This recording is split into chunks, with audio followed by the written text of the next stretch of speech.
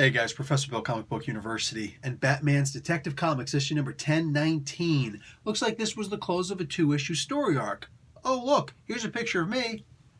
Not complaining about that at all. They don't do that enough. They just don't do that enough in comic books. They're so strict and rigid with the whole, you gotta stick to 6 issues so we can put it in a trade paperback and sell it like that. Or just do what you need to do to tell the story that you actually want to tell so that it's freaking awesome and people buy anything that you give them. Just saying. Anyhow, so yeah, this was a pretty good book. Let's get talking about who made this comic book. We'll talk a little tiny bit about the story itself.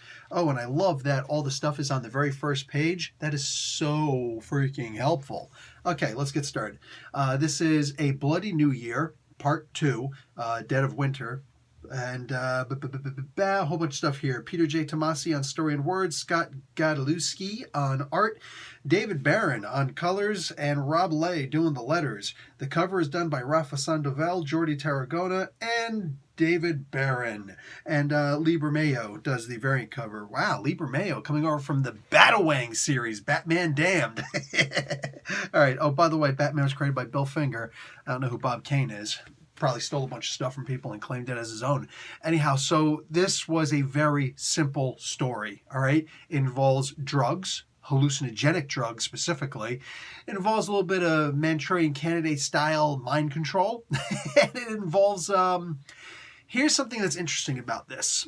I feel like this involves a bit of cultural appropriation. Now, what do I mean by that?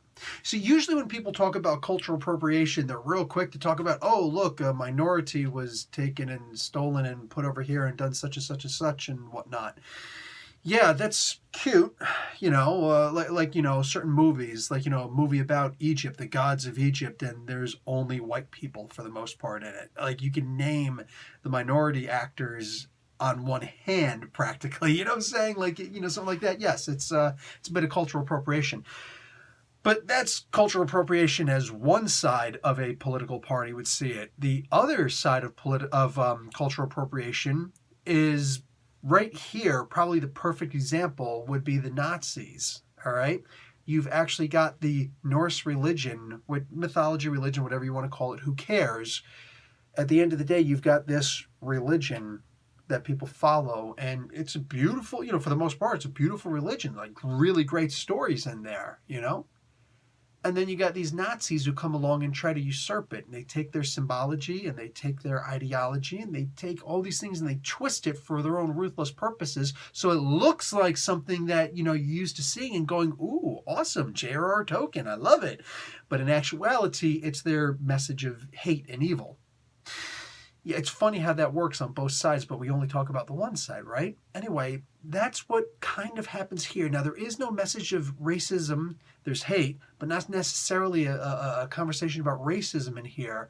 But there is the cultural appropriation. That's what this group did. Batman at one point says, no, the actual Norse followers that are big in Gotham are actually a lot further north than here. These are a different group of people, and they found something else, something that's evil, and it kind of comes into our dimension, and it attacks us, and it attacks indiscriminately. It'll kill anybody. The only people who actually got hurt in this particular confrontation was actually the so-called worshippers, these people who were duped, plain and simple, into following this message of evil. So, look, I am not usually a big fan of seeing stories that involve Batman that are supernatural, okay? They can be fun. The idea that Batman doesn't believe in magic. At this point, it's kind of silly to have Batman not believe in magic, you know what I'm saying? Because magic is real. In the DC universe, magic is real. It's really real. But in a case like this, where we see some interdimensional monster that claims to, ragdoll the Norse gods and things like that. That's wicked. That's pretty wicked. And it shows up, and Batman doesn't have a real chance to fight against. He tries and gets his butt thoroughly handed to him. Everything's got a weakness. He's like throwing batarangs at this thing. Everything's got a weakness. You just got to find it. You just got your butt handed to you, brah. That's what happened. You didn't find that weakness. So he was very Batman in the face of a very un-Batman-esque enemy. Yet, the entirety of this book I don't care if you consider it Batman or not. It was beautiful. It was great. It's got amazing symbology. Now, again, this book is not preachy at all. I could be completely off the mark in what they're talking about with this book. Or Peter J. Tomasi saying, I wonder if anybody beside Professor Bill got this. Because I'm just saying. I met Tomasi. He's a really good guy. You know what I'm saying? Like I don't see any fault in the man's character. I think that he's a solid human being. And yeah, for all intents and purposes, this seems like the kind of thing that he would do. Hey, here's this really beautiful story, and if you really want it, you just got to look twice at it. Yeah, I dug this. If you're going to have a supernatural enemy for Batman, or in this particular case, a super dimensional, an extra dimensional enemy for Batman, this would probably be the best way to do it. Now, the story arc ends. Next issue, we're going to have a whole new story arc. We're going to have Harvey Dent showing up along with Two-Face, which sounds weird, but watch it. Well, that cover looks good. Go and take a look at that cover, man. Wow, Batman is Two-Face-ized. But the trick is, they promised that there's potentially more to come. Okay, so I shouldn't say they promised, but they hinted there could be more to come. This was very Ray Bradbury-esque, specific, and I didn't actually get that until the very end. I'm like, oh, this wasn't it? There's the cult that kind of comes to town, right, like a circus, and it brings this great evil with it. Something wicked this way comes. The movie was okay. It had like a scary spider scene. Everything else in the movie wasn't that great. The book, however, was unbelievably good. I may have mentioned it's Ray Bradbury. By default, it's very good. Something Wicked This Way Comes. When you're finished reading this, consider going to read that. Good stuff. And you can see the comparison, the similarity here. I'm saying, you're going to be dealing with a universal evil. This is a great way to do it, especially in a Batman story.